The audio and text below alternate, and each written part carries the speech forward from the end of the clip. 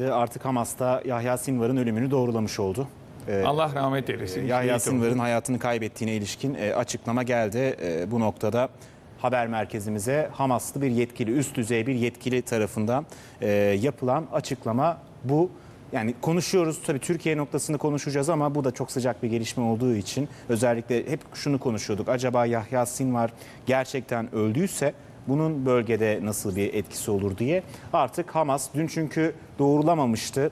Yahya Sinvar'ın bir kuzeninin öldürüldüğünü, Yahya Sinvar'a benzeyen çok sayıda kuzeni olduğu ifade edilmişti Hamas tarafından. Fakat bugün yapılan açıklama artık resmi olarak Yahya Sinvar'ın... Şimdi burada iki tane teknik detay var. Yeni hava kuvvetlerinin önemi çıkıyor. Sayın Hava Kuvvetleri'ne yardım ettik diyor ki Amerika Birleşik Devletleri, ama başarı İsrail'in diyor. Demek oluyor ki hava kuvvetleri ve hava istihbaratı ile yerini tespit ettiler ve tanklar vurdu. Yine İHA'larla tespit ettikten sonra. Şimdi olayın operatif kısmı bu. Demek ki çok büyük bir istihbarat savaşı var. Fakat çok büyük bir başarı değil bu. Bu kadar dar alanda savaşan, işgal ordusuna karşı şehit düşen bir Sinvar'dan bahsediyoruz. Netanyahu diyor ki Hamas Gazze'yi yönetemeyecek. Bence yanılıyor. Gazze özgürlüğüne kavuşacak. Bu bir fırsattır ama savaş bitmedi diyor. Biden da diyor ki Amerikan başkanı olarak Blinken'ı göndereceğim. Artık bir şekilde esirleri kurtaralım, rehineleri kurtaralım, savaş bitmeli. Yani İsrail ile Biden arasındaki mücadele de devam ediyor. Peki bu Amerikan seçimlerine kadar sürecek mi? Evet. Peki Hamas'ın mücadelesi bitecek mi? Hayır. Bence şehit olmuştur. Kendi vatanını savunmuştur. Bu bakımdan şunu söyleyebiliriz. Filistin halkına başsağlığı dileyelim. Ama bir gerçek şu ki, bir dönüm noktası. Burada asıl gözden kaçırılmaması gereken şey şu. Dar bir alanda yerleşim yerlerini bombardıman eden karadan ve havadan, hatta geçenlerde Lübnan'ı da denizden vurdular. Bir İsrail ordusu var. Yavaş yavaş İsrailli bakanın dediği gibi işgali bütün coğrafyaya sıçratmak isteyen bir Netanyahu ve onun bir şekilde ordusu var. Neyle? Amerikan silahlarıyla. Dün çok konuşulan bir görüntü vardı. Hatta şu anda ekrandaki görüntüyü vole verebilirsek de üstünden konuşalım. Çünkü sanıyorum bir drone'la, ya daha doğrusu drone olduğu açıklandı ama İsrail yaptığı açıklamada Yahya Sinvar'ın son anları diye bir görüntü paylaştı. Orada hatta elindeki bir cismi Yahya Sinvar'ın o drone'a fırlattığını gördük. Burada yorumunuzu merak ediyorum çünkü... Bence burada bir işgal kuvvetine karşı savaştığını görüyoruz. Ondan sonra bu yaralı olduğu halde bunu yapması kolay kolay artık bir şekilde... o zaman bu görüntüdeki kişinin de Yahya Sinvar olduğu evet, netleşti. Evet. Ben de gördüm o görüntüleri. Zaten İsrail DNA testinden bunu tespit ettik diyor. Bu bir şekilde son şehadet şerbetini içerken de mücadeleye devam ettiğini, yaralı olduğu halde gösteriyor. Bu aynı Amiral Yamamoto'nun Amerikan Hava Kuvvetleri tarafından vurulmasından sonra çıkıp kılıçla Amerikan uçaklarına saldırması gibi çok önemli tarihtir. Yani Netanyahu'nun yanıldığı şey şu: bir defa kendisinin söylediği kişiler ölür gider ama bazıları bir şekilde önder olur. Filistin halkının önderi olarak kendi vatanını savunurken şehit olmuştur. Ama asimetrik bir savaş. Karşısında tanklar var, o sopayla ve drone'a karşı sopayla. Bu sopa belki de nasıl bizim işte... bu elindeki sopa bu arada değil mi? Evet. Bu çok önemli bir şey yani, teslim olmuyor adam. Tarihi bir görüntü, evet. Bu bir tarih ama şöyle söyleyeyim. Bu aslında İsrail'in de yenileceğini gösteriyor. Çünkü biz kazanıyoruz, hayır kaybediyorsun. Neden? İsrail Gazze bataklığında batıyor. Battıkça daha fazla suç işliyor. Ve suç işledikçe dünyada kaybediyor. Hem prestijini kaybediyor hem bütün İsrail halkına düşmanlık ediyor. Bu bir savaş değil. Bu bir soykırım. Bu bir şekilde kahramanlık da değil. Kahramanlar erkekçe dövüşürler. Bu bir asimetrik savaş. Yerinden kalkamayan hasta bir adamı vurmak bir kahramanlık burada değil. Yaralandığı iddia ediliyor. Evet. Elimizdeki bilgiler de bu doğrultuda. O da bir savaş suçu. Çünkü yaralı adamı sen vuramazsın. Yani oradaki subay, aslında bu da Adalet Divanı'na gidecek bir karar veya ceza mahkemesinde. Bu saldırı yapan, onu vuran asker de yaralıya Cenevre Sözleşmelerine göre ateş edemez. Bunu konuşalım. Önemli bir konudan bahsettiniz. Sağ kolunda Yahya Sinvar'ın, burada arkadaşlarımız Yara var. Onun kendisi bantlamış. Tenekeyle. Tenekeyle kanı durdurmaya çalışmış. Yani son ölüm anında dahi mücadele eden bir mücahit aslında. Fakat burada bir şey var. İsrail ordusu bir devletin topraklarını işgal edip insanların öldürmeye kalkıyor. Buradaki şahıs Sinvar ise kendi vatanını savunuyor. Buradaki meşruiyet açısından çok büyük farklılık var. Uluslararası hukuk açısından da böyle, vicdan açısından da böyle, akıl açısından da böyle. Bence bu İsrail'in kazandığı değil, kaybettiğidir. Bu konuyla ilgili tartışmalar ve bu konuyla ilgili değerlendirmeler şüphesiz ki yapılacak ilerleyen süreçte. Çünkü Hamas dün yaptığı ilk açıklamada şu ifadeleri kullanmıştı. İsrail aynı zamanda sosyal medya üzerinden, iletişim kaynakları üzerinden de bir savaş yürütüyor diye.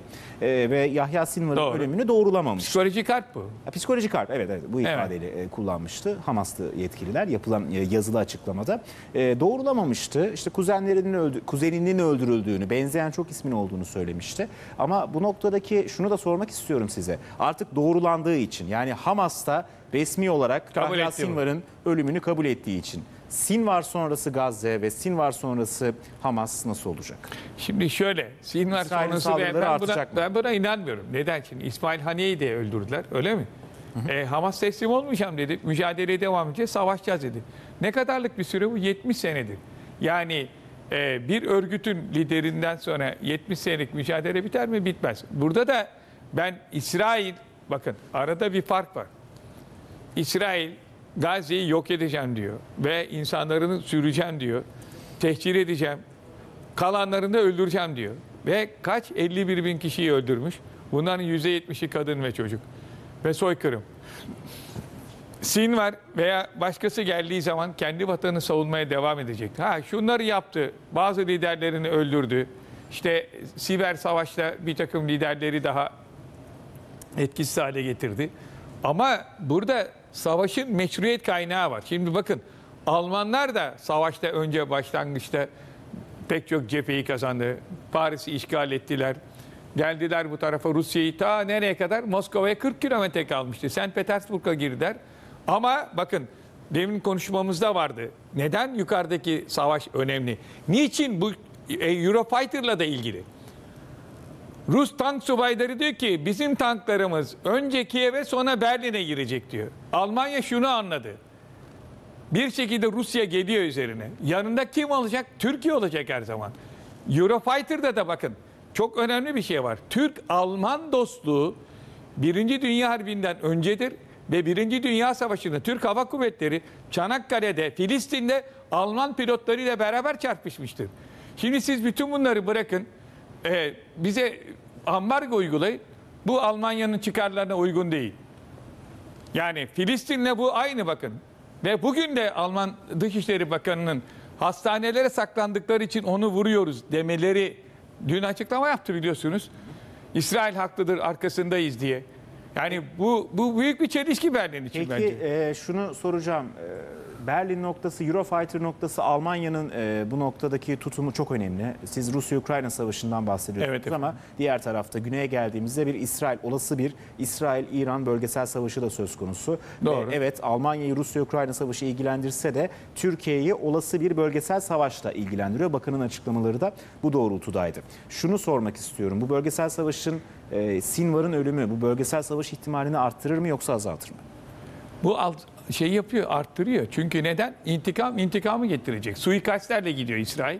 Suikastlere karşı... İtalya Başbakanı da Lübnan'a geliyor. Onu da evet, onu da biliyorum. Şimdi buradaki hadise şu. Büyük resme baktığımızda topraklarını genişletmek isteyen, Şam'ı almak isteyen, İran'ı almak isteyen, hatta Türkiye topraklarına göz diken bir İsrail ordusu var. Bunu kendi başına yapabilir mi? İmkansız. Ne yapacak? Amerikan Hava Kuvvetleri. Yemen baş kaldırdı. En önemli uçağını gönderiyor Amerika. Dikkat edin, B-2 uçağını İran'ı korkutmak için. 5 tane yeraltı sığınağını vuruyor. Yani diyor İran sen... O en son teknoloji uçağı değil mi? Evet. Bunu 91'de de kullandı. Sen diyor yerin altına sakladıysan füzelerini ve bombalarını vururum ben senin. Şimdi bu... Her şeyi tespit ediyor. Yolun bir tarafı bu. Buradaki olayda da Amerikan istihbaratı diyor ki ben verdim hedefi diyor. Sinvar'ı tespit eden o. Peki son tahlilde nereye geliyoruz? Bütün bu olayların çıkış noktası hava kuvvetleri. Eğer hava kuvvetlerindeki üstünlüğünü kaybederseniz Allah muhafaza bu hale geliriz. Bu bakımdan Eurofighter'ı Türkiye acil istiyor. Elbette Dicle Hanım'ın söylediği çok önemli. Türkiye Kaan uçağından, Hürkuş'tan, Hürjet'ten vazgeçmiş değil. Ama bu tayyarelerin servise girmesi 2030'dan sonra olacak. Fakat öbür tarafta bakıyoruz İsrail, çok önemli bu söylediğim. İsrail Hava Kuvvetleri Rumlarla ve Yunanlarla Mavi Bayrak tatbikatı esnasında F-35'ler bizim Kıbrıs hava sahasına girdi. Bu ne demek? Gelecekte ben seni vuracağım demek. Kıbrıs'ı da tehdit ediyor ve Sayın Tatar bunu biliyorsunuz telin etti, protesto etti. Ve Nikos Dendias'ın açıklamaları da aslında Kıbrıs Adası ile ilgili çok da barışçıl açıklamalar mıydı sizce? Çok da değildi aslında biraz da. Hayır değil yani Mitsotakis vazgeçer mi bu işten? Yani gitti daha geçen gün Dışişleri Bakanımız. Şu var demek ki Türkiye'nin algısı Kıbrıs dahil Doğu Akdeniz, Ege ve Karadeniz'de ve olası bir İran-Irak savaşında, İran-İsrail savaşında Türk Hava Kuvvetleri'nin çok iyi bir caydırıcı av bombardıman gücüne sahip olması gerekiyor. Bu bakımdan Dicle Hanım'ın söylediğinde çok önemli bir şey var. Eğer diyor paketi mühimmat da alırsanız diyor 5-6 milyar dolar. Yok mühimmatsız alırsanız. Ama o mühimmatın içerisinde şöyle şey, Meteor diye bir füze var. Meteor füzesi çok önemli bir füze. Daha siz dogfight'a girmeden uzaktan vurabiliyor. Ama Rafael'de de bu tür bombalar var. O halde bizim acil bu silahlara hakim olmamız gerekiyor. Nasıl? Sayın Şimşek de bunu söyledi. Bu bakımdan dün konuştuk. Türkiye'nin savunma sanayinde ayrı bir fon açılması ve belki de savunma sanayindeki bir seferberlik başlatılacak. Bunlar hepsi birbiriyle orantılı. İsrail'in herhangi bir hedef kontrol etmeden saldırı gerçekleştirdiğini biliyoruz. Bu bir yıllık süre öncesinde de vardı ama özellikle bu bir yıllık süre sizler de ifade ediyorsunuz. Evet. Çok daha fazla arttı. Peki İsrail olası bir İran-İsrail savaşında, bölgesel savaşında bakanın da dikkat çektiği noktada acaba bu ateşin Türkiye'ye sıçrama ihtimali var mı? Yani şöyle sorayım, İsrail'in Türkiye'ye yönelik böyle bir hamlesi olma ihtimali var mı? Şimdi İsrail aklından bunu geçirir ama onun aklını alırız bir kere. Onu söyleyeyim. Burada o zaman bir virgül koyalım. Onun aklını alırız yani. Aklından bile geçirmesin. Zaten söyledi Cumhurbaşkanları. Bizim böyle bir şeyimiz yok. Biz onu bir kenara yazdık. Yani Sayın Herzog'un söylediği İsrail'in resmi görüşü olarak Türkiye'nin planımız yok dedi. Ama Netanyahu'nun aklını alır Türk Hava Kuvvetleri'nin pilotları.